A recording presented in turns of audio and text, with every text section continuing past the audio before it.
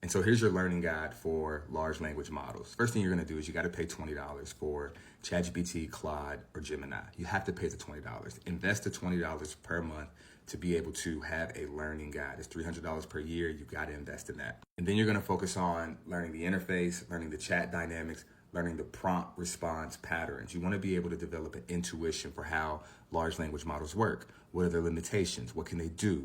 So you got to use it regularly. You have to use it regularly. And I mean like putting it on your mobile phone, putting it on your computer, and just finding use cases for where it can be useful for you. So one of the biggest things when people are first using large language models, they try to do too much in one prompt.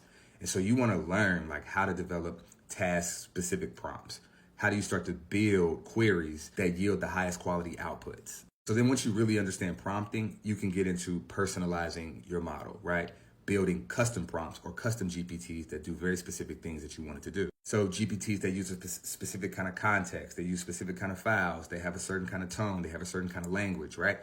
Understand that you can customize ChatGPT or Claude or Gemini, right? You can customize these in a way to interact with you in the way that's most useful to you. So once you understand this part first, it transitions you into more sophisticated ways in being able to put together multi-step workflows, right? How does this custom GPT or this assistant work in this way? How does it then work with this other GPT, right? When you start to really understand intuitively, you can then piece together GPTs together to do different things for you. And so really this is the foundation of agentic, right? Being able to really understand how this works, because this is going to be the real future of work. It's going to be, can you design, can you build, can you operate some kind of agentic system? And most of us are going to fit in one of those: design, build, operate.